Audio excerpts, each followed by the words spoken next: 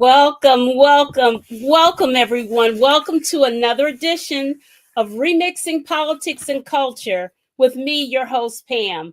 I am a public relations and marketing professional with a passion for social justice, voter advocacy, and culture. And tonight, I thought we were going to be able to have a celebration or something. And so it's far be it from that on this special show. We're having an open discussion about what had happened. What happened last Tuesday? What had happened? Listen, I'm trying to make light of it, but it really isn't light. My heart is heavy, as are many of us, very frustrated and feeling like something is amiss with this whole election situation. Many of us feel deeply dismayed and in shock. I'm not a conspiracy theorist. Let me say that up front, that I am not. However, I do feel like something is just really off. I don't know how somebody loses the popular vote two election cycles, presidential cycles, and all of a sudden they win that and more when a billionaire gets involved and a tech giant gets involved. I don't know. Maybe you know something I don't. I don't know. Clearly, I do recall hearing Trump say that he had all of the votes. He wasn't worried about votes. I also heard him say that he and Speaker Johnson had a secret and that after the election, they would let us know what that secret was. So who knows? But I've got a bunch of people tonight that want to talk about what happened, what their theories are, how they're feeling. And if nothing else, we know that we need to get busy and think about how we're going to take care of us in the aftermath of all of this, right? So let me bring up first, I'm going to bring you up in order. Let's see, Clyde Allen, are you there? There he is. Clyde, tell us who you are and where you located. How you doing? I'm Clyde Allen. I'm a sandwich shop owner in Detroit, Michigan. All right. Welcome to the show. Welcome to the show. All right. Next, we have Marcia Brown Williams. Marcia. Hi. Excuse me for my bandana, but my hair had hat hair, and so I put on the scarf. My name is Marcia Brown Williams. Just want to let you guys know also, too, I graduated from an HBCU Spelman, and I was a former teacher. Now I'm a housing counselor. I was a teacher for about 32 years. And where are you from? I beg your pardon? And I'm from Chicago, Illinois. Okay, great. Welcome to the show, Marcia. Thank you. Keep your camera on. Okay, next we have Latrice Davis. Latrice, tell us a little bit about where you live and what you do. Good evening, everyone. My name is Latrice Davis. I was born and raised in Brooklyn, New York. I now live in Queens. I'm a longtime news consumer, former journalist, and now I am a civil service worker who works in the field of law. All right. Next, we have Johnny Morant. Johnny, tell us who you are. Hey, Pam. My name is Johnny Morant Jr. I live in Raleigh, North Carolina. I'm a cybersecurity architect, a son, husband, father, and I'm also a member of the ADOS Advocacy Foundation and a member of the ADOS Advocacy Foundation, North Carolina State Chapter. Okay. Tell us what ADOS stands for. American Descendants of Slavery. Okay. Thank you. Thank you, Johnny. Welcome back to the show. Thanks for having me. And we have here Lee Young, Dr. Lee Young. Hello, how's everyone? I am Dr. Lee Young. I am an educator here in the near the St. Louis area. Teach, and I am a program coordinator for incoming freshmen. And I am putting this in because I'm trying to avoid the football game. I mean, it's getting ready to come on. So I'm like, I am making that sacrifice because Houston is playing Detroit tonight. So, that's what Clyde. Yeah. on me. Yeah. I am a politics junkie, but I'm also a sports junkie and a music junkie. So I have all of those going on. Okay. Okay. Welcome back to the show, Dr. Young. And we have Renee Shalk. Renee, tell us where you are and what you do. Hey everyone, I'm in New York City currently, but prior to relocating back to New York City where I grew up, I lived in Texas for over 10 years. I ran for a political seat in Texas. In 2022, was not successful, and once that was over, I decided that I was going to move back to New York City because I felt like Texas was going to take more than 10 years to become a little bit pink. And so, and I have small children, so I decided to relocate for my girls and my son so that I can go ahead and give them a safe space. But what I do now is I'm a doula and also a political wonk, and I manage and run many Facebook pages, and I've worked with candidates on their elections, Democratic candidates, and so that's what I'm working on now. Sorry, one of my children now is walking in, so thank you, everybody. They're triplets. Okay. Oh wow. Let's get right into it. Take no hesitation to get going. Who wants to go first? Clyde. I am happy to take that baton. Okay. Okay, Latrice. So first things first, I was sad but not surprised by the outcome. I voted for Harris on October 26th, which was the first day of early voting here in New York. At the same time, I was mentally prepared for what ultimately came to pass for reasons I've discussed on the show before. The funny thing is, when I went to work on Wednesday, it was very quiet. Like, nobody broached the subject. It was like, it just went unspoken, which I found interesting. I think, and I've discussed this before with you, Pam, how I definitely suspect some of my coworkers are Trump supporters. Mm-hmm. I don't have any proof of that, but you know, like James Baldwin said, I can't believe what you said because I see what you do and I see how some people move.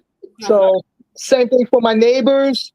You know, one of the things I often bring up on the show is how New York is not as liberal as some people would like to think it is. Mm-hmm. And I think given that Harris lost all 7 battleground states, mm-hmm. and my oldest brother lives in Florida, and Florida is pretty much red now. And it's just, we're in for a bumpy ride, but we're going to persevere because that's what Black women do best. We put one foot in front of the other and we keep it moving. So am I nervous about what lies ahead? Sure I am. But we're still going to be standing. Like, we're not going anywhere. I'm not going anywhere anyway. Thank you. What are we doing? Clyde, what's good? What's up? Nothing. I'm excuse my appearance. I don't usually wear a beard, but I'm in my Al Gore hanging Chad space right now. I don't know what's going on, y'all. It's a hot mess.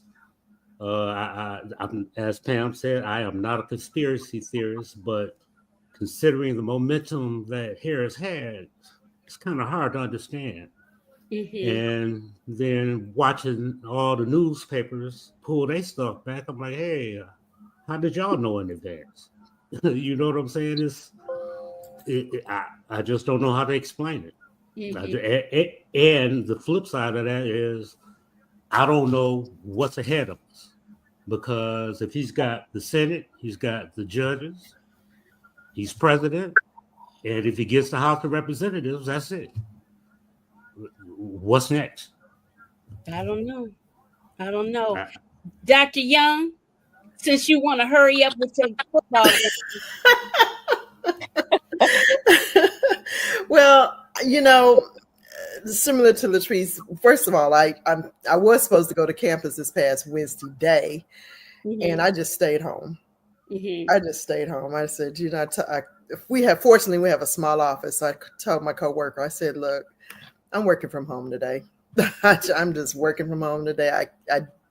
I can't do today. I just cannot. Uh-huh. But then that evening I taught and I told my students, because I know what always works for me is journaling. Mhm. And I gave them an assignment. It was extra credit because I know sometimes some people, all students aren't feeling politics, etc. So I gave them an assignment if they wanted to. They could Mhm. write about how they were feeling pre-election, post-election, and then choose a song, a quote, or a poem that they feel speaks to how they're going to cope with how they're feeling. And I introduced two of my songs because I have an eclectic taste in music. The extreme of gospel, Ty Tribbett's "We're Gonna Be All Right." Mhm. I told them, I said, we're going to be all right. I lived as an undergraduate through the Reaganomics. I still graduated, still went through financial aid, all of those threats and everything. And then Eminem's, Clyde will appreciate that. His homeboy from Detroit, Eminem's Not Afraid. I told him, I said, you cannot be afraid at this point. It's easier said than done, of course, but being of a certain age, I told them too that we will get through this. We're going to develop that spirit of resilience that our ancestors have. And we're going to get through this. We're going to get through this. And I also have a few LGBTQIA students who are going to be adversely impacted. And the sad thing is this, and this is another reason I feel as to why he won, because a lot of these voters, including adults, are low and what's the word I want to say, not low income, but low information voters. They hardly any of them knew about Project 2025. As much as we talked about it, but a lot of them Yes. don't watch Yes. news. Yeah. Yeah. Yes, a lot of them didn't know about that. So therefore, they didn't know the impact that it was going to have on them. And then I'm sure, I don't know if you all saw in the news, I think within the next day or so, the impact that his winning, I'm using winning in quotes intentionally, because to me, in my mind, she's going to be she's going to be my president-elect in my mind, but nevertheless, all of those billionaires got wealthier overnight. Of course they did. Overnight. Yes. At Yes. the expense of these poorly educated, as he called them back in 2015, voters. Yeah. Yeah. They vote against their own economic interest. Right. Right. Again. Well, if you're not very well read or not, you don't even have to be that well read. If you're not knowledgeable about anything, it's very hard to yes to fully understand what's going on. I have somebody in the backstage that just came on. I'm gonna pull him up, Dr. Martin Pratt. There he is. How you doing? You're on mute. Yeah, Sorry. on mute. Sorry. I said I'm doing good. To be surrounded by beautiful Black people is a blessed day. All right. I got to tell y'all a little backstory about me and Martin. We met literally, it has to be well over a decade ago on Twitter. Yep. On Twitter, reconnected again on LinkedIn, and now he's on the show.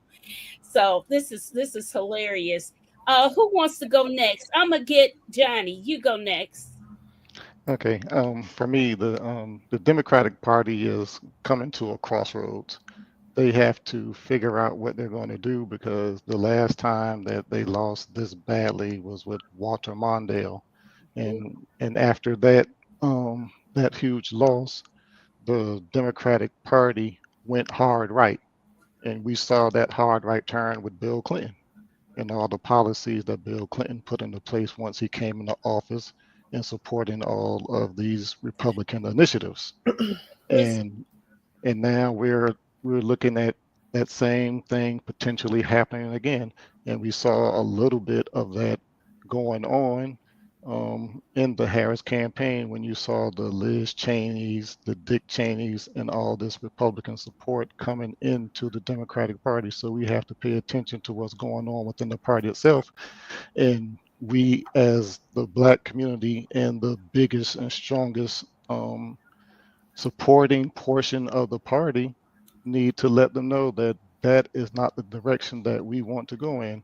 And for the Black community as a whole, and representing ADOS here, we have to come together. We can't be turning on each other. We have to, instead of turning on each other, we need to turn to each other. Right. And there's been a lot of commentary going on where there's been a lot of people trying to place blame, whether it's on Black men or just Black people in general. But we have to look at these exit polls, see who voted what way. And then we have to look at who needs to be held accountable outside of our group, inside of our group. But we need to talk to each other first to get an understanding of what went wrong. And also within the Democratic Party, they have to be willing to listen to what we have to say. And when we get access to the controls and the people that are hosting power, we have to be able to bring an agenda forward for our people. If we don't bring an agenda forward for our people, then they're going to dictate to us what needs to be done. And we can't have that anymore. Marcia, you're on mute. You're on mute. I'm so sorry, guys. I worked on Vice President Kamala Harris's campaign. Now, I was donating to President Biden's campaign when he first announced that he was going to run again, because I just thought Joe Biden was a far better candidate than that orange guy. So, but now I have to say this. Biden was always eccentric. He was never what you would call a lefty in regards to the Democratic Party. And that was one of the things that got people to look at him and to vote for him in 2020. The same thing occurred with Vice President Kamala Harris. She wasn't what you would call a left person in regards to politics. She was more of a centrist. Now, if you're talking about the left in regards to the political mindset on how people voted, you can get more right than Donald Trump. And they got who they wanted. So if they were looking for two Donald Trumps to run in this election, that was not going to ever happen, because we had a person who was qualified, who could get the job done, who people appreciated, who liked her. And I'm going to tell you, I spent a lot of time in Wisconsin, Michigan, and Indiana. Now, I knew Indiana was a lost cause, but Michigan and Wisconsin, we just knew we had that in hand. We just knew we had that, because those people seemed very eager and enthusiastic about her as a candidate. And I walked for hours upon hours in both of those states on numerous occasions, not to mention the fact that I was making phone calls in North Carolina, like that was my hometown. I lived there somewhere. And I made a lot of calls to Texas. I was kind of hoping that Texas would kind of come out, but see, Texas, those people have been beaten down. So they had 7 million people who did not vote in the state of Texas. 7 million Wow. people in the state of Texas. In that state alone. They didn't vote. Right. They did not vote. Right. Marcia, I have a question for you. Michael Moore, the documentary filmmaker, he had said before that like the Detroit area is Democratic, but once you leave Detroit, and especially if you go to the Upper Peninsula area, that is basically Trump country. Did you find that to be the case? Well, Clyde is from Detroit. Absolutely. All the majority of surrounding areas, except for Oakland County, are mostly red. Yeah. Here in Wayne County, we're blue, but unfortunately, and that's the majority of the surrounding counties are all red, including the Upper Peninsula. But more of the people who are registered to vote in the state of Michigan are Democrats. See, that's the problem I'm having. But 900,000 didn't vote. Yeah, exactly. That's my point. And we were in Michigan, and we were trying to get people to make sure they came out to vote, because we said, if you don't vote, you won't make a difference. You will make a difference in getting him elected. So we're thinking, we're preaching, making sure people understand that their vote made a difference. And then come to find out the only Midwestern state that voted for her was Illinois, my state. That was it. Are you kidding me? Yeah. And so that was heartbreaking. Now all the Republicans in Michigan turned out. Can I chime in right quick about Michigan, because Michigan, you had the whole thing with the Arabs and with the Arabs, yes, that's right. And that became a big issue in the area, and you had a lot of people that said they were just not going to vote for Kamala Harris because of that reason, because they wanted her to do something about what was going on Yeah. in Israel, and That's that's part of the 900,000. But right. they And decided to vote for the guy who wanted the Muslim ban and oh, who's now oh, still hold advocating on, hold a on, Muslim Marcia. ban. Hold And on. so The Let, They just problem. didn't vote. always you Marcia, got Oh, let him, your Marcia, let him what will finish. be the best thing for you, the Marcia, Muslim ban or what's going on in Gaza that she had nothing to do with. She is the vice Marcia, not let, the president. okay, let so John, let us finish each other's conversations before we interject, okay? Okay. right. So So the problem is, Vice President Harris came out early and said that she was in the room when every major decision was being made, and then she also came out and said that she's going to um, back Israel, but also try to find a solution to end the war. Yeah, Now, while all this is going on, we still have all the people that are being killed over there. These are people's family members that are being killed under the current administration. And that's if you take credit for being part of the administration and being in the room when this stuff is occurring, you're going to be held accountable for that as well.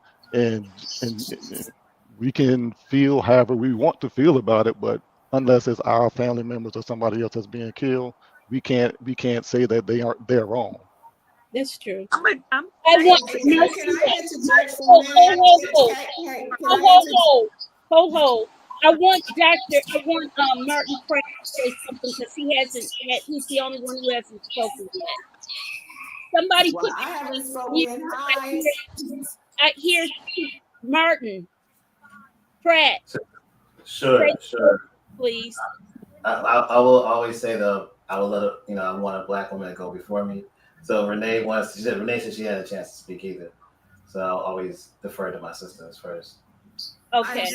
Thank you for that. I'm going to say about the Gaza situation, it wasn't just that Kamala Harris was attached to the Biden administration and whatever went on along with that. But one of the criticism I had of her campaign and what she did, because I think she did a spectacular job, was the fact that she had not one Palestinian speak at the DNC convention. Not one. She gave Jewish people a chance to speak. She gave everybody else, but all they asked was, could we have one speaker? And somebody in the campaign dropped the ball on that one. And when they found out that how the Palestinian voters in Michigan felt about that, there was another opportunity for her campaign to invite a Palestinian speaker, somebody that is trusted, who's a Democrat. And she didn't invite them for that either, because I think the calculation of the campaign was, we'll make it up with white women. And white women let us down again. So thank you for letting me speak, brother. And I'm going to let you go ahead. Okay. Yeah, absolutely. I just wanted to say one thing about, I think that I haven't heard anybody bring up that I'm going to hold accountable for the next 4 years, or at least the next 2 years until midterms, is the media, the mainstream media, and the Black organization media. He should have never been platformed at NABJ, and I would stand toe to toe to any Black journalist that's in leadership. We have never had, think about John McCain, or think about Mitt Romney. I ain't have none of them idiots, on the stage. And I say idiots respectfully because they actually stood up against Trump. You're gonna have this orange dude on the stage, and then to me also they let the sisters stand toe to toe to him, and there was no male Black, backing them up as backup. I'm not saying it's a woman uh, nominee, so I definitely think women should take the lead. But at the same time, they should have a brother up there just to smack him down a little bit, The brother did smack him down in the background. Yeah, I know. No, I know. Roland was there. I know, but I'm saying on the stage. Not Roland. It was not Roland. It was the president. There's a whole backstory to the NABJ situation. Well, I'm talking about perception. We just talked about the Palestinian and the Gaza thing. Right. And one of the things that I'm holding the media accountable for is Bob Woodward coming out the day of the election saying that Vice President did stand up to Netanyahu. She embarrassed him.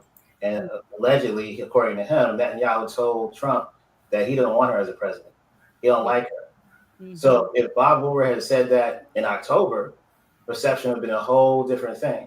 Mhm. But the media in general, to me, has dropped the ball, and it's opened up an opportunity for media like this show to be able to be on the top, because people are not trusting at all, and for good reason, mainstream media.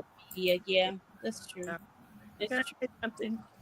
Yeah. Yeah, I've got one person that Oh, is yeah. he's in the he's taking his mom to the hospital and he's come on late. Let me add Terry to the show. Okay. Hey, Terry, hey, everybody. hey, Terry, tell us where you're from. You were supposed to be on earlier, but you couldn't make it. Well, I'm living in a blue space in a red area. I'm in Texas. How are you? We're okay, okay. Um, I know you've been listening in, so just jump Yeah. in. Well, I just wanted to say some things that you've already said, but I want us to remember two things. We're barking up the wrong tree. It's not about media. It's not about leadership. The American people voted. So we have to be understanding that messages may not have resonated with Joe America. And I don't want to say that the regular voter is not an educated voter. They're just simplistic. And we have a simple message to make a vote. And it's all going to be emotional. It's going to appeal to their needs, their losses, or their fears.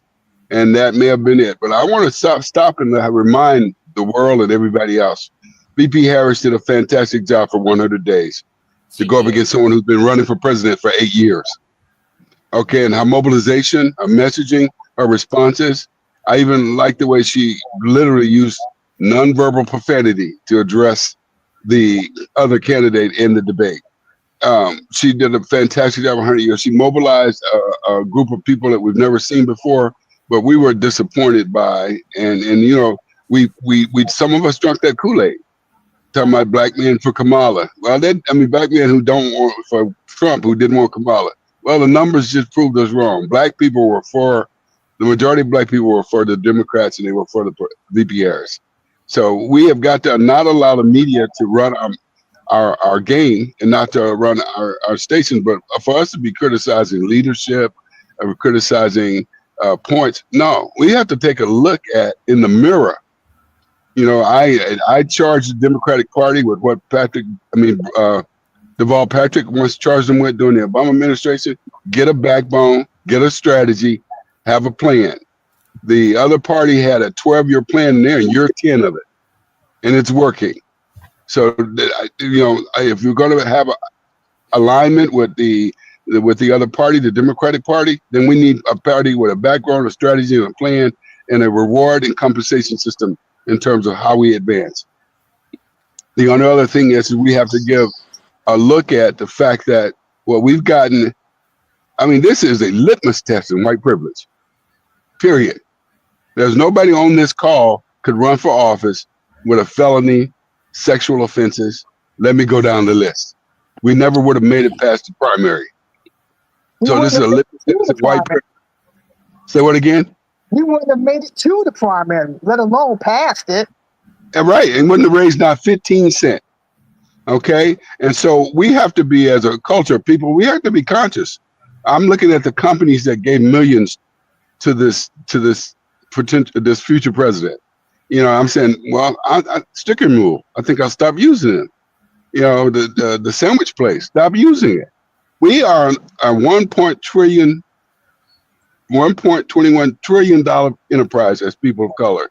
Our money can change the mindset of who we can do, but we have to think like a culture of people that have some level of solidarity, and we don't. We individualize it. So I think Kamala should have not focused on the abortion. It kind of scared the traditional white folks.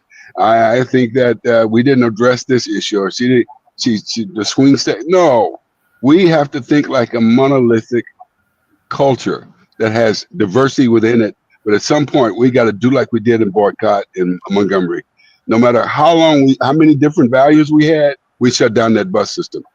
And if we had a mindset of self, we never would have got back on the bus. We would have created a national transit system based on the Montgomery example. So our mindset has to change.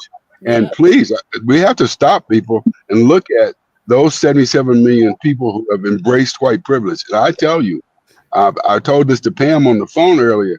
I'm certain that some of us blue card Democrats who were of the other culture, race, voted white at that top of the ticket because they are preserving their own kind. And we need to be just as conscious of us coming to the table in solidarity with our diversity, with our differences, with our value differences, and still come out on top saying we're doing this for the culture. And the biggest challenge we have right now, Pam, is that we have lost our cultural memory and we need to regain it. And people are saying, what's going to happen to the democracy? The fight's not over. We just didn't win that race. Mm-hmm. We can fight this. We can stop. The states can stop anything from going in there. Anybody's going to try to push back on medical rights, human rights. Anybody's going to push back. We have the power to do it. And at the time when we find someone who's not supporting us, the elections for the president is in 4 years, but the election for the other people is in 2 years. Let's get rid of them. Right, exactly. That's my 20 cents. Okay. To say too, in regards to the Palestinian situation in Gaza as well, and a lot of people in Illinois especially were very pro-Palestinians, and yet they voted for Kamala Harris because, like I was telling somebody, what happened in France. The people in France are not that in love with their prime. They're really not. But see, they saw the lesser of two evils, and they decided to keep him dead because the woman who was running against him was a straight up fool. She was Trump part 2. And they decided to go with the guy who could think rational and was rational instead of somebody who wanted to be a pseudo dictator. We got a dictator now. This guy. But therein lies the problem, Marcia. Like the phrase you just used, lesser of two evils. That is not a government. And no. And I applaud Harris and the campaign she ran and everything. No. One of the questions. I don't want to say it like that. What I'm trying to say is they did that because they weren't in love with him, but they saw what was going to be in front of them if they had elected her. Now, we had a stellar candidate in Kamala Harris. We had a stellar candidate. She wasn't pitch perfect, but she was close to it. And yet people thought the guy who got convicted for 34 felony counts, who owes a woman $90 million for sexual assault, who owes a state $500 million, should be the one who should be the leader of our country. And like I said, a lot of people might have lied to us as we travel in those states and stay in those states for hours upon hours, talking to people, calling people, making sure we got data straight in regards to who was the registered voters in each of those states, to know exactly who we need to contact and who we know will be able to give her what she needed, to be totally disappointed. Because like I said, there are more Democrats registered in the state of Detroit. I mean, Michigan. But I think with a lot of Americans. Can I chime in here for a minute, Pam? Can I chime in for a minute? Who was it that was just talking? This is Renee. Can I chime in for a minute? Okay, yes. Uh-huh. Okay, so what I want to say is, I'm not on board with these results and these statistics. That's something I studied in school. I can say it's not a shock that she lost. It's a shock by how she lost. You can't tell me she underperformed in every damn county. That's you cannot right. tell me that. That's you right. Cannot, especially in black counties. She underperformed from Biden in black counties. You can't tell me that's the thing. My idea is that there is something that was rigged that even they were never going to flip New York or California because that would be suspicious. Why would we flip New York and California? People be like, oh, something is up. Mm-hmm. They cut her popular vote so that we don't have shit to say about the popular vote with him winning this time. So what they did was they went into the blue states. Somehow, she underperformed in black counties. No. I don't believe it. And so that drove up his popular count. Okay, so let's go to the swing state. She lost all 7. I'm not feeling this. I don't believe it. I don't feel comfortable with this. But this is what the Dems do. What the Dems do is that we're never going to make a fight. We're never going to say anything about it. We're going to go along with the bullshit. And so he's going to be in office. We might find out about it 20 years later when all of us are dead. But we're not. But what they're going to do is they're not going to make a stink. Not like But I Trump think did. they need Trump was to. like, I'm contesting every damn thing. And You Why? have to stop being so soft. I'm I need sorry. more I'm Malcolm gonna and finish less this. I'm gonna Martin. finish this. I'm gonna finish this last point. I'm gonna let everybody have the board. I'm sorry, because I'm Go ahead. passionate about it. I do So am I. statistics. I do statistics. That's what I studied at Columbia University. So I don't feel comfortable with these numbers. I'm just going to tell you that. But this is what I'm going to do. I took my 12 hours as a Black woman to grieve. I'm over it and I'm pissed now. So what I'm doing is forming underground groups to help our people get through this. First, it ain't gonna take long for it to collapse. It'll be 6 months to a year. It ain't gonna be 2 years. I'm organizing. I'm forming services and resources for our people to survive this until this shit collapses, because it's going to. We got 3 months for Biden to fortify this government to get us to January when all of it's going to happen. So that's what I do. So yeah, I can't do anything about if they cheated. Right. The government. Well, here's the thing. Here's the thing, Renee, and I've mentioned this before. Latrice, Clyde, Okay. you guys are jumping and stuff. Clyde, go. Okay, what I need from the Democrats is more Malcolm and less Martin. That's exactly what I need from the Democrats. They are hitting us with rocks. They are cussing us out every day, and we just sitting around like, oh, okay. No, you want to be appropriate. Damn, being appropriate. It's time to get nasty like they nasty.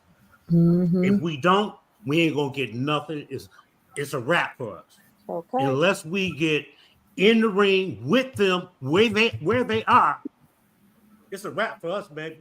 Because right now they got all the control. They got control of everything. Well, I have a question for you, Clyde. Who do you see in the Democratic Party taking that mantle of Malcolm? I do not see anybody.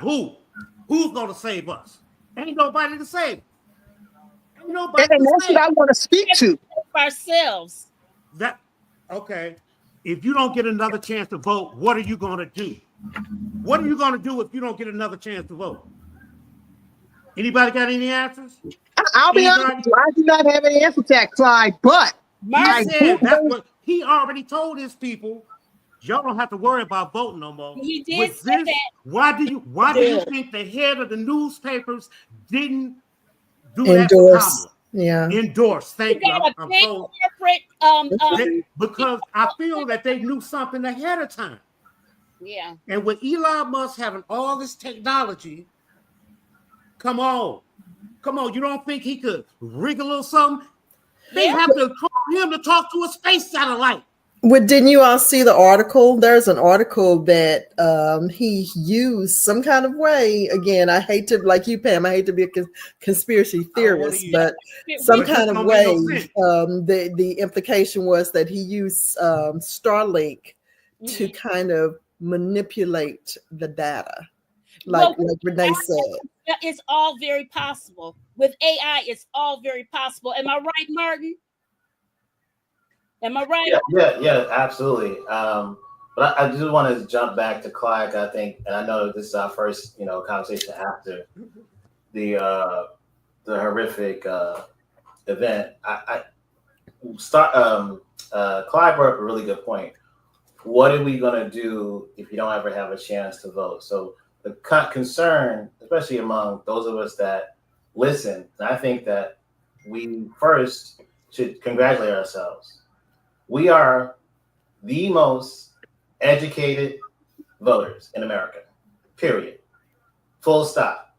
You cannot say anymore that Black people or people of African descent or whatever you want to call us in the hood are not educated when it comes to the election process, period. So stay the F out of our communities, talking to us down, come to us with an agenda, a platform. Why? Because we have the numbers. Everybody else didn't vote. We voted at the highest rate in this particular situation. We have, you know, when you look at our history, whether it's Jim Crow, and I know some of us hate to go back, but I'm from North Carolina. My parents are from North Carolina, and my father's from South Carolina. So I heard stories in 1970s about people who were killed to vote. Then when I moved to Philadelphia, there's a statue of a black man who was killed. He's right at City Hall because he wanted to vote. So the voting thing for me as a black person in this country at this moment isn't an issue. My issue is, can I help Clyde get to Canada if he needs to? Can I help Johnny make sure that his grandmother gets her insulin? Can I help Renee with whatever she's deciding to do on the underground scenario? And so what resources do we have to come together as a community? You know, I don't really care about the election process at this moment. I care about what's happened to my brother or sister right next to me, and making sure that, I don't know if you ever seen this thing, but if you Google AfroNet and the word UPenn, you'll still see a list of numbers that we all use to communicate in 84, 86, 87, way before www. Black people communicated through a bulletin board service called AfroNet, and it's still up on Penn's website. We don't have to worry about how and what. We just have to do.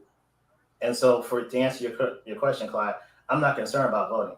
I'm concerned about to make sure that we have the survival of our community, and that not just survive, but we can thrive. I was on a call this morning with Black Canadians and Black UK people. So the UK, they've lived through this already with Brexit. They've been here, and they were part of the process to reverse Brexit. So there's a playbook already. We just have to reach out to each other, and I think we need to, I applaud us from coming together. But this will be one of the few conversations I have publicly about this. Okay. Well, also, I do have a lot of friends and a couple of family members that are just leaving. They're going to Mexico, Paraguay. They on the door. My sister, she's on the door. She's going to Mexico. And she's a veteran. Yeah, she's a veteran. Desert Storm. Desert Storm veteran. Yeah, absolutely. She's on the door because she says she's just tired of it. She's tired of the racism. She's tired of the Russia, not the Russia thing, the Israel thing. I mean, it's really a hot mess out there, y'all. And as I've been telling a lot of my customers come to my shop, which are a lot of older people, I'm on Obamacare. So if you got to get anything done, get it done before January the 20th. If you need any medical done, get it done before January the 20th. Because after that, all bets are off. So Pam, can I add to that, brother? Yeah. I've been posting about Social Security. If you are sitting here waiting to turn 67 to get your full Social Security, I suggest you get with a Social Security agent or your family members and rethink that, because he's probably going to raise the age. He probably won't get rid of it because it's going to be a hard one, but he'll probably raise the age to about 70, 75. P2025 has already said that. So there we go. Johnny? Yep. I want to get back to accountability, because we already knew that Donald Trump was going to be the nominee for the Republican Party. We knew this ever since 2020. We knew he was going to run again. The Democratic Party had ample time to prepare. Now, one of the things that should have been done is because everybody, even though the Republicans were making light of the situation, and I think Democrats took the wrong message from it when they were showing some of the issues that were going on with Joe Biden's health. They were showing things where they were showing him falling off of a bicycle. They were making light of all these different things that were going on with him mentally and physically, but these were things that should have been taken into attention to be like, oh, there might be something actually wrong. And this was when he first got elected, he was already having some of these issues. The Democratic Party from that point, they should have started working on a contingency plan just in case. Now, what happened is we saw what looked like the Democratic Party got caught off guard when he failed in that debate. And then you had the big donors come in and say, oh, we can't have him run. We have an issue. We have a problem. And now we only have 5 months left before the election. And now they have to trot Kamala Harris out there because they don't know what to do. They don't want to lose the $300 million, even though they raised $700 million afterwards. So she was put into a tough situation. And I think her camp should have told her, don't run, because there's no way that you can pull this off in 3 months. And the other thing with this lack of accountability. Hold on. I'm gonna let you finish, Johnny. Go ahead. Yeah, but we can't continue to not hold the party itself accountable for its failures, because we can point all we want to at what the Republican Party is doing, what Donald Trump is doing. What are we doing? What has the Democratic Party done? We have to be able to push them in a direction to where they're going to look at what the needs of their constituents are, and not just have this random platform that doesn't meet the needs of its constituents. And that's been its biggest problem. And that's why you had so many people running and going all different places, and everything looks scattered.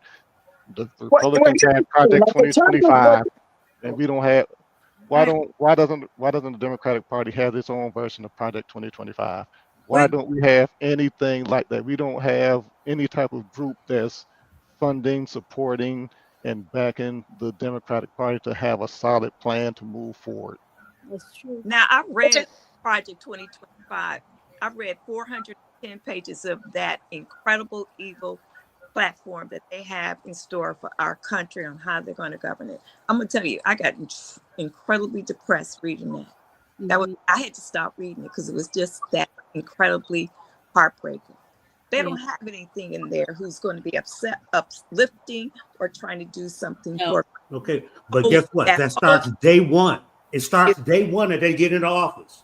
But here's the thing. I want to touch on what Johnny said, because I think when Biden was, forced out, pushed aside in late July, I think that set a dangerous precedent for the Democratic Party. Yes. And it goes to what Johnny was saying, how I think, here's the thing. We all knew Biden was old. Like, to make his age an issue now, to me, came across as disingenuous, because he was old in 2020. He was old when he served alongside Obama as his vice president in the White House. So we knew his age, back then, his age was considered an asset because he had been in the Senate forever. Now, all of a sudden, it's a liability. And he started looking bad, baby. He started looking real bad. Well, maybe, but again, we knew that in 2020. And yet we being the people, the voters, we decided to make him the Democratic nominee, and he was able to go on to defeat Trump in 2020. Would he have beaten Trump this time around? We'll never know. We'll never know. But what I do know is, like Johnny said, we can sit there pointing fingers all we want. The bottom line is, we gotta move forward. We have to come up with our version of Project 2025, but also we gotta put one foot in front of the other and keep it moving. Because if we sit around blaming each other, that's not gonna get us anywhere. What's done is done. Right, exactly. You can't blame, and when it comes to blame, it's not just about the party should have done this or the party should have done that, or when they pulled him out or when they didn't. At the end of the day, there is something that the Republicans have always done better. And what they have always done better, I have known this since I was a little girl, is that when it's time to fall in line, they fall in line. And that is really what is at the heart of this. This isn't about when somebody pulled out and when it's didn't, because the same dirty little secret that's not a secret in the Republican Party is the same dirty little secret that the Democrats pretend that they don't, that is not an issue, which is that you just didn't want a woman president, and that is it, and that is all. Well, so, I think honestly, racism and sexism. Excuse me, Jonda, introduce yourself, please. Okay. Say your name. I'm sorry. My name is Jonda Scott. I am an attorney here in Northern Virginia, and also a podcaster and commentator as well. My channel on YouTube is just Jonda. So hello everybody. I've been standing by and listening and got caught out traveling, so my surroundings don't look as nice as everyone else's right now. But realistically, even the people who say, well, there should have been some kind of nominating process and some kind of vetting and all of that, even if at the beginning of this, a year and a half ago, President Joe Biden said, I'm not going to run again. Who would have been the person that was best positioned, best primed to do it under any normal circumstance if they were a man? Because we wouldn't be having this conversation. It would have been their esteemed vice president that didn't have any major scandals, that has worked all over in government, that is highly educated, that was not only the attorney general of their state, but the contrary to what most people may realize, the Attorney General's office of California is second in size only to the Department of Justice itself. So this is someone who has run something akin to more than what most people do who are even senators or representatives, as an actual job. And then, of course, to be vice president of the United States. There would have been no question if she was a man or if she was a white man in particular, if they were second in line and no one would be running around talking about a vetting process or saying, well, why not have her up against somebody, some of these senators, albeit black, who have maybe only been in office for a year and they're shiny and new and everybody likes them, or you have people putting people like Wes Moore and Hakeem Jeffries and people like that because everybody's looking for the second coming of Barack Obama. Those things would not have been a discussion. We would have just said, okay, he's not running, here's the vice president, and put them in place. If this were the Republicans, nobody would be having that conversation, because what you do is you fall in line. You look at what happened even in 2016 when none of the Republicans didn't want Donald Trump as their nominee. They couldn't stand him just as much as anybody else. In fact, Donald Trump himself didn't even think he was going to be the nominee. He ran because he hated President Obama. He didn't think he was going to win president. He was probably more shocked than we were. But when it became apparent that he was going to become nominee, individuals who he dogged out so bad that it was incomprehensible that they would support him, they held their nose and they got in line because they were scared of his supporters. Yeah, but if you go back even over the history of the party, it's what they do. I'm not saying that you can't vote your own conscience and that you don't have a right to vote your own interests. I would never say that. I am simply saying that if we're going to talk about it from the party standpoint, that is what a party does. Now, if you're not going to talk about it if you're not thinking of it from a party standpoint, that's fine. But if you do, that is what a party does. You say, look, the person at the top might not be my first choice, but the overall policies that of this party versus what would happen with another versus having this degenerate as a president, you know what? We do what we need to do. And I'm going to say the same thing here. For you, Ms. Scott. I have a question for you, and I've had this discussion with Pam. Assuming that Harris won, and I've thrown this question out there on the show. If the Republicans maintained control of the House and they regained the majority in the Senate, what was her plan for governing? That question was never addressed in her 100+ days on the campaign trail. Again, I was hoping she would win, but mentally I was prepared for this outcome. And again, no president is a miracle worker. So, I didn't expect her to go into the White House waving a magic wand and everything will be all right. But here's the thing. Was racism and sexism factors in her loss? Obviously. That's a no-brainer. In my mind, you don't even have to say it, but I'm going to go on ahead on the record and put that out there. Racism and sexism were factors. Oh, but to say that they were the only factors, I would never say that. Okay. Because I was going to say, to me, saying that is short-sighted. Right. That was in no way what I said, but I said it is, though that is a factor. We can't pretend it's not. And Going can back I to can I address say can I that- address something else that was said as well when you were talking about getting in line and falling in line with what the party's done. The Democratic Party has never been like that. They've Nope. always been a myriad of ideas, and then the coalition and coming together happens. And it's reached a point where we have so many issues in the United States and in our communities, and everything is diverging. And we've had some policies that haven't helped us, like mass immigration, legal and illegal, that have brought in other people from other countries. And one of the things that the Democrats thought was going to happen is that people from these other countries were going to come and vote for them, assuming that they were, just because they were brown, they were going to vote Democratic. And as we see, that didn't happen.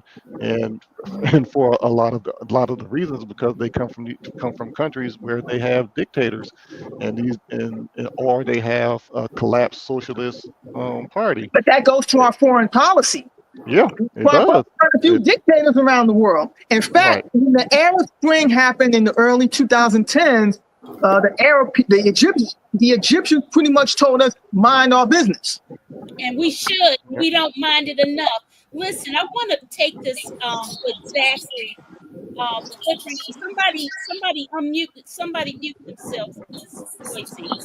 I'm sorry, Pam. I want to leave everybody with a positive note. The positive note I want to leave you with is that Trump is probably going to take office in January. However, guess what? The MAGAs and everybody else don't have anything to fight for anymore. They got everything they want. They're going to have to sit there, be silent, and watch the ship sink. And they're going to sit there and say, holy shit, what the hell happened? And so we're not going to have a, insurrection in 2025 because they got everything. Now what? What do? They sit here and they suffer with the rest of us. And then all of a sudden they're going to be like, oh, in 2027, in 2028, we need to get Democrats in to come and save us again like they always do. I want us to discuss what Zachary Clipper put into the chat. I thought this was good. J.D. Vance is going to use the 25th Amendment to remove Trump, give him a pardon, and then President Vance is going to do everything they want. So I can see that happening. At this point, I put nothing past the Republican Party.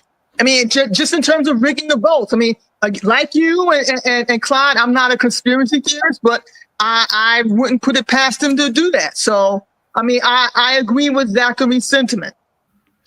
Well, I just want to go back to what the counselor said, that about the Republicans just falling in line. Michael Steele, the former RNC chairman, always would say that. He always said that's what they do. They just literally fall in line. But what gets me, going all the way back to when Drumpf, and I call him by his actual name, his immigrant name, because that is his immigrant name. I don't call him Trump because it's Drumpf. Anyway, I have an article I'll share with you all. But nonetheless, from the time he came down that escalator, the GOP just fell by the wayside. Mm-hmm. But going back to what Clyde said, they're scared of his supporters. They're scared of the supporters because they're going to get physical. They will get physical. Yeah.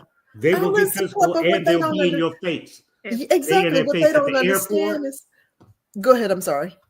No, it's on you now. No, I was just saying what they don't understand, especially now, what they don't understand is he has immunity. They're going to go to jail, period. Full stop. They're going to go to jail if they do X, Y, and Z. But now that he has immunity, which again, I would never understand, That's ridiculous. But that's absolutely ridiculous. It's asinine.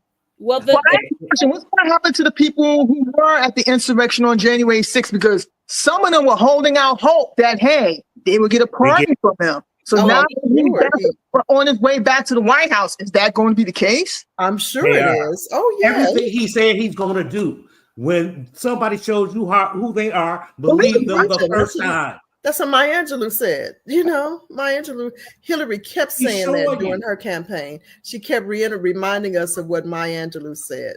You know, but she was the only one of the few who was, you know, sounding the alarm. And now you got 4-star generals and all these people, psychologists even sounding the alarm, and these people still voted for him. Something's wrong. No, what people telling on themselves. I say all the time on social media that if somebody wants to tell on themselves, who am I to stop them?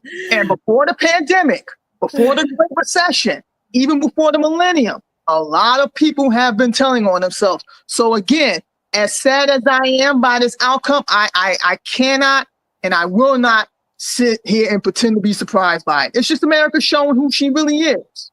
Okay, well, can we get a little international real quick? So why is Putin, Xi, and Kim all getting together right now? They see it. Your boy in Israel is happy. Oh, yeah. Happy He even as a told lark. him. And that's what I don't understand too. He even told, you know, he was cozying up the, you know, allowing the Arabs to let them think he was saying leaning one way, but he told Netanyahu, do what you have to do. Come on. You know, again, low information voters, people who don't research, they don't read, they don't listen, whatever, you know, and for that reason, that's why in next semester, I'm intentionally going to include media literacy in my assignments for my students. Thank you. They have to educate themselves. They are listen, y'all, so much of everything that is happening now with these young people and the way they think is they have no clue about nothing. They think Trump sent them the check. And that's what I'm saying. And exactly. They think Trump sent them the check because his name was on it. Okay. Right. Which I think is illegal. You know, for him to have. And I have to explain to them that he didn't even want you to get the check. But the only reason he would give you the check is if he could sign it. But if we get back to the politics about this, that's a messaging problem. If everybody here knows that Trump didn't give anybody a check, that was Congress. Congress gave those checks. Trump stopped it until he could get his signature on it. Watch the news, man. Yeah, because he had. But it's not at this point. We already know that it's not going to be the news's responsibility to inform the people. That's going to be our responsibility now because the news and the media outlets have failed us, and they continue to fail us by lying, not putting out accurate information, putting out misinformation, putting out half information, and doing whatever it is they feel like they need to do to prop up. But when news are decimated but Johnny, when news are decimated by layoffs and these owners being beholden to shareholders, again, you can't be surprised. I worked in media during the 2000s, and even then I saw the signs of what now stands in front of us. But you're laying these news, certain markets had 2 or more newspapers. New York being one of them, Denver's another, Detroit. Others had 2 or more newspapers. Now you're lucky if you have 1. I mean, and again, you're not paying these journalists that much, so a lot of the institutional knowledge from these newsrooms are gone. Those people who were in their communities for years, if not decades, that knowledge is no longer there for up and coming journalists to use. And so that goes to what is my biggest pet peeve regarding this election: willful ignorance. It's one thing if you don't know any better, but Trump was in the White House for 4 years. Unless you was in a coma, you saw and heard the damage he did firsthand. So to send him back there is the epitome of not just white privilege, but of willful ignorance. And that I cannot. You also have to realize that we're tuned in. There are a whole lot of people out there that don't tune in at all. No, they're tuned in. They're only tuned into my son asked me He said, where should I get, he's getting information off of social media and Facebook. I say, son, get your information from NBC, ABC, or CBS. He said, what about Fox, Dad? I said, no. Okay. Right. Your son is doing that. Right. Your son I is won't talk doing about that. that. BBC, Al Jazeera. I mean, there are foreign news outlets that are good and top notch. You are not. Right. Your son is tuned in because he came to you. He came. So what we got to stop doing is we say we. Let's start separating ourselves, please. We are informed. They're not. It's not our responsibility to inform them because guess what? They wouldn't inform us. Think about black newspapers. Think about the illegality of they trying to kill us when we try to print news. So we got it. We have to now think in terms of collective we and them.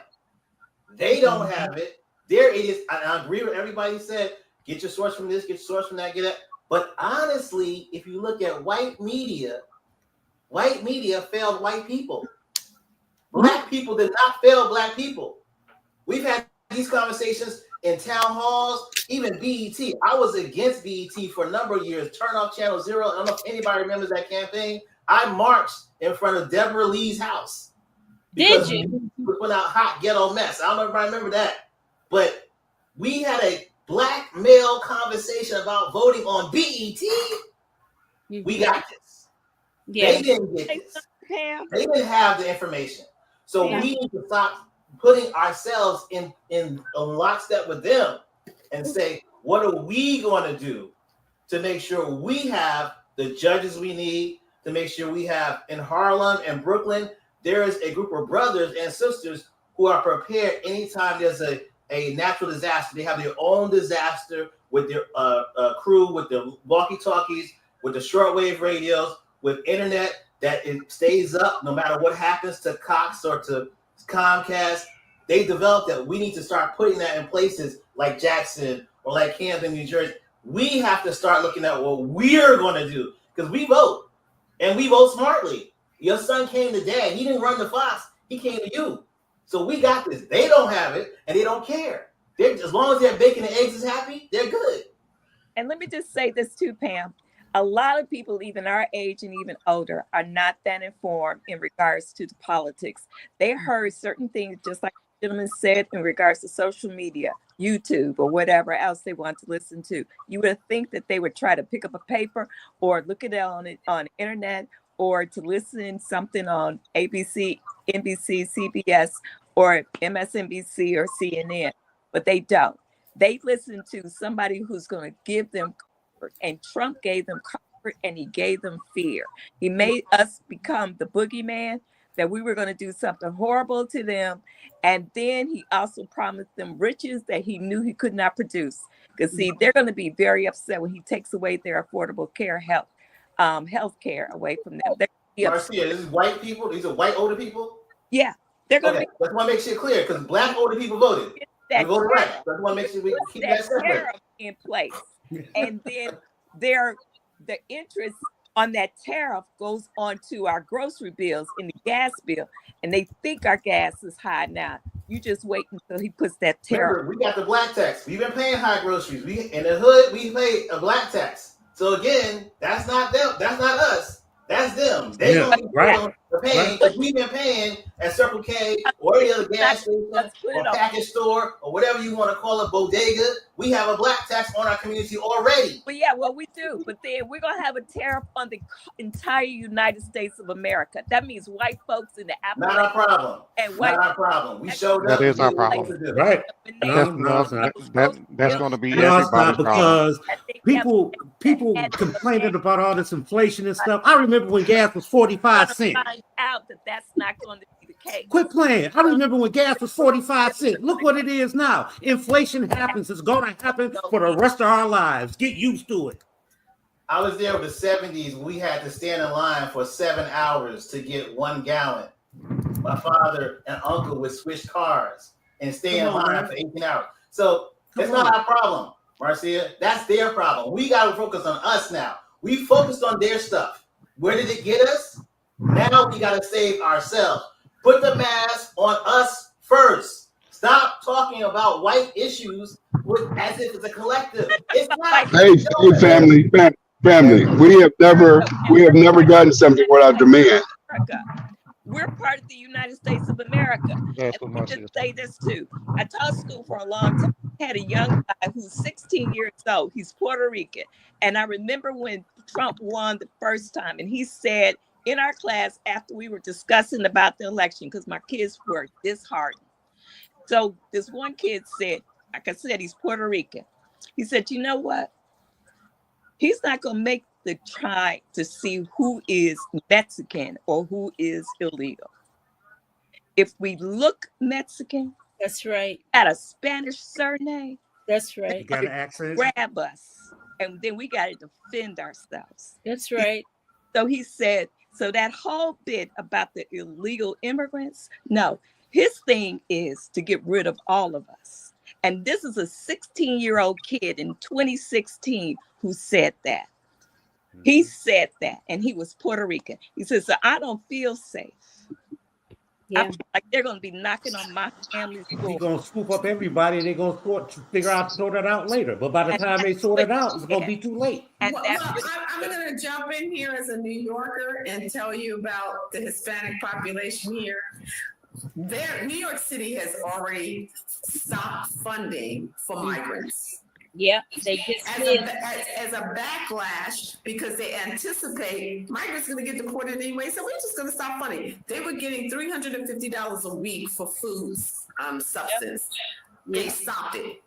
Mm-hmm. So that money, Adams has made a decision that we're going to save it for a rainy day for the citizens that are not going to be deported. They've already had a backlash. I have a friend in Florida who told me that one of the companies there has already laid off 70 to 20,000 people in anticipation there will be no health care. It's already happening. Audi and Volkswagen all laid off workers this week. So what did you say, Martin? Nissan 4,500, Audi 9,000, and I believe Volkswagen 2,000 workers this week laid off. With it's anticipating the tariffs. I know this. They're gonna hit your pockets, then they're gonna take your medical. So that's the whole hookup. That's the whole hookup. They don't want you here no more. Yeah. I want to chime in on this, Pam. Yeah, go ahead, Terry. Ladies, gentlemen, brothers, family. Have y'all forgot when we were colored? And we have worse conditions then than we did now, and we thrive. Not until we discovered what we call integration, but was really assimilation, did we begin to struggle for a piece of the pie. Even what Shirley Chisholm's famous words is, if they don't give you a seat at the table, bring you a folding chair. Right. Yeah, so we have the power, the money, the economics to make sure none of this affects us.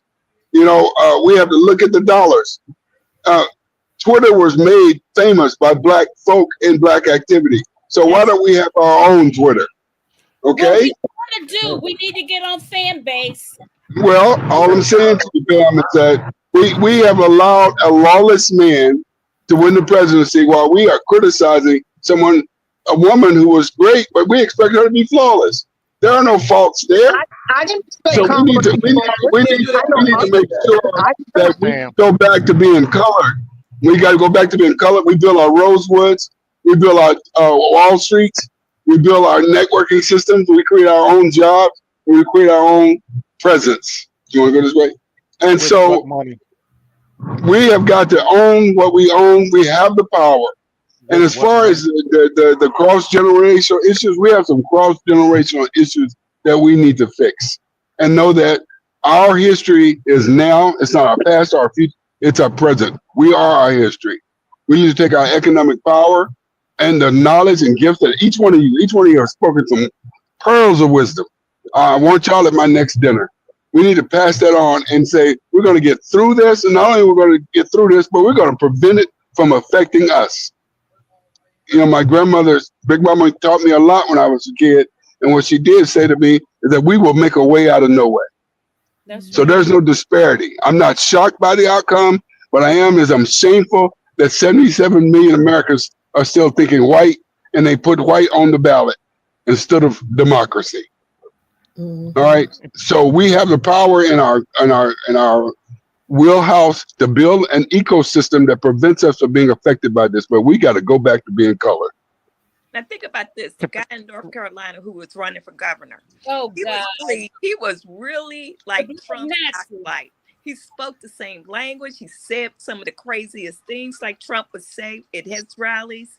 But when they caught that he was saying things from Hitler and some other obscene things, the white folks said, "No, we can't have you." And they yet those same decided people turned around and voted for Trump. he was a Democrat and to make him the make him the governor of North Carolina. See, I always tell people, Black people don't have the same out as white folks. As bad as Trump is, and we know he's a horrible person and he should never be behind the seal of the presidency, white folks say we'd rather have him than that accomplished Black woman. And they let that Black man have the clue. We'd rather have this Democratic white man to be our governor than you. Let me ask you guys. You know why that is Hold because on, guys. Hold on. Let me bring this up. And I'm just losing what I was going to ask. You all collectively. I can't believe I forgot it because this is hard to manage when it's this many people on at one time. Let's everybody get Pam up. But come on, y'all. Pam, You're doing a great job. In the words of the former President George Bush, you're doing a great job. Well, collectively, we have over, I would dare say, close to 200 plus years of good experience right here to start an ecosystem, as Dr. Allen said. Teach. We need to own ourselves again. We need to take our copyright back. When we were colored, we had our own doctors, we had our own professional buildings, we had everything that we own. And now we have more opportunity to keep our economic system than they did because they were lynched, they were stolen. They can't do that as quickly now. So let's go back to being colored and let's have a cross generational. I have 14 young people working for me who are harnessing AI for my company. I've got 10 elders who are telling me what they went through to get where they're going. It's a cross generational power system. We need to create that ecosystem, and we need to make sure that this presidency. I don't think that the bark that the current incoming president has is going to last because a lot of people are not going to tolerate it. If we have our ecosystem, there's nothing they can do to us. I was sharing something with someone. I'll be very brief, 30 seconds. I came from the haircut business. In the haircut business, most of the millionaires and billionaires are Black, but we sell our stuff to Koreans and then they sell it back to us. If we cut out the middleman, we put $55 billion back into our industry within 30 days. So we have just got to get back on our sense of self and own our own distribution ecosystems. We have intelligence, we have access, we have privilege, we have things that my ancestors didn't have. Big Mama didn't have what I got, but she gave me her wisdom, and I'm going to make sure that I don't destroy it thinking I need to be included in something that nobody wants me in. I agree with Hey, Pamela, hold on, because we gotta. Someone in the chat said we can't do this alone because there's not enough of us, and I agree. But that doesn't mean that what we need. We're gonna have to have allies. I'm just gonna say. But that doesn't mean we can't start our own. And I'm going to get back to a point that somebody said why they would pick somebody like him to stand up, because white men are mediocre. Most of them are mediocre. They don't want to compete. They have never had to compete. And now that they have to compete with people who are superior or less than mediocre, they're finding that they're not getting the same privilege that they had before. That's why this is happening. Pamela, we can't continue to act like we're superhumans. We have to deal with the reality that we're currently living in. The wealth data in this country shows that we are a wealthless group. It's $140 trillion of wealth in this country. We make up 14% of the population. We only have 4% of that wealth in this country.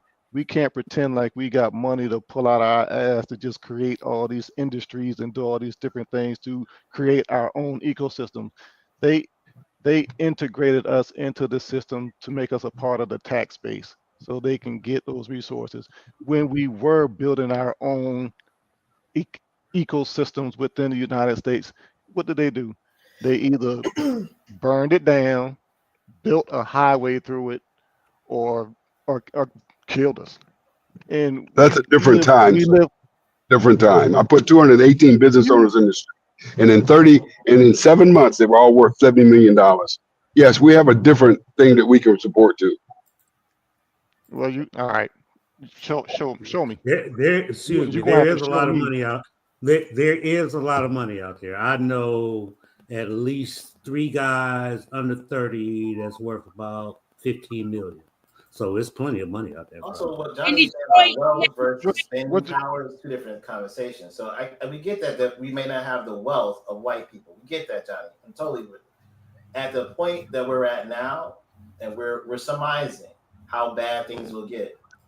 At the point that we're at now, this is what we're working with. I get what you're saying about building, and I know what Dr. Allen was talking about, futurize. But right now, we can divert, which is what some Democrats are doing on the other side. They're starting to divest themselves from any Republican-owned corporation, and that's something that we can start to do. That we have. I think we've been doing a better job at supporting Black businesses and being intentional with our money and stuff like that. All I think all of us are saying is that we have the ability within our hands to take what's in our hands and be very circumspect with that. Whether that's going to end up to be 4 billion or 4 trillion, we won't know unless we do it. I have a question for Dr. Allen, if he's still online as part of this discussion. How did Cruz get reelected? He's gone. Y'all don't see him anymore. He dropped off for moments. Oh, okay. But I think even though I understand our attention is on the presidential race, but we also have to look at the down ballot races, especially the Senate, the House, the governor, mayor, what have you. We have to look at those races as well, because you mentioned, or Renee mentioned, what happened, about Mayor Adams cutting the funding for the migrants. He's up for re-election next year. Whether or not he's going to get re-elected is a whole nother conversation. But I think we have to pay attention to those races as well, because like with the Senate especially, I just can't wrap my head around the fact that Cruz got reelected after everything that happened. But there's a great article. Yeah, that is scary for you to read about in Rolling Stone. I will send you the link. I don't know if you're on LinkedIn or not, but the article talks about the money behind Cruz and most of Texas. There is a billionaire who's basically devoted his entire wealth. Norman Crow? I believe the Christian, the ultra right Christian who thinks he's Batman. He believes that he's Batman. Oh, wow! I'm trying to be funny or anything. That's literally what he says, that he is a Christian Batman. Oh, and so he's devoted his whole entire. It doesn't sound like Norman Crow, but okay. Yeah. So Cruz. So Alred. I think he made some critical errors. I'm good friends with Sister Crockett or House Representative Crockett. Mm-hmm. He never invited her. He didn't invite any black Democrats to support him in the beginning. At the end, he brought the whole tent together. But in the beginning, he tried to stay, middle, almost. Yeah, because he has a white wife. Yeah, right.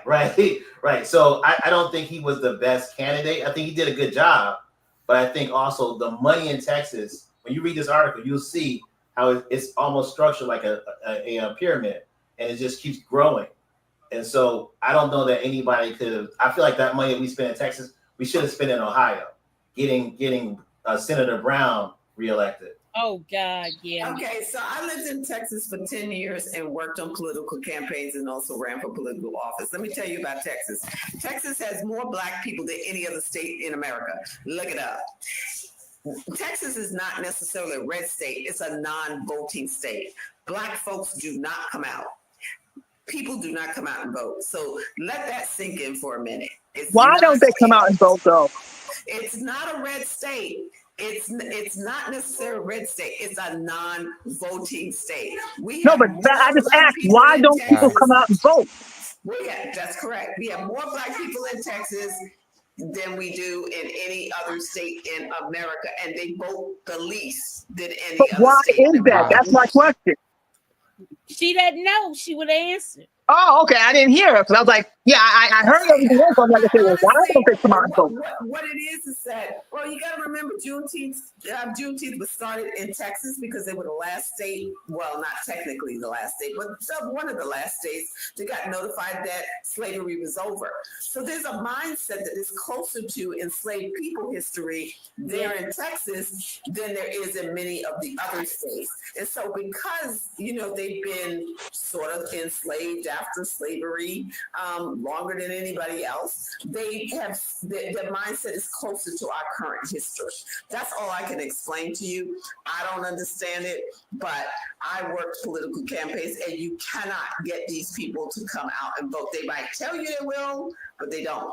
The young people might tell you they will, but they don't. Some people just like it the way it is. I don't know. I don't have the answer. Thank you, though. You guys, you know what time it is? It is 9:20. Almost 9:30. But that means we had a really good discussion. It's 8:30 here. It's 8:30 here my time. I'm on Central Time. Okay, that's right. But listen, you guys, I have enjoyed this discussion. We probably will have a part 2. I'm planning on having the ex-MAGA granny, Pam Hemphill, back on the show. She was very interesting. She's in the red state of Idaho. She was arrested in January 6th for trespassing. She didn't do any violent stuff. In fact, she really got knocked down and had her shoulder knocked out of place. But she served time in prison for trespassing. So I'm curious to how she feels now since Trump's got reelected. And she's a felony. She's a felon, convicted felon. What is she convicted felon for trespassing? Well, she served time. Third time, yeah. She got a record. Got a record, yeah. It's not a misdemeanor when you do federal time on federal property. You got a record. Even though she got confused and got caught up in the crowd and swooped in. No, she didn't say no.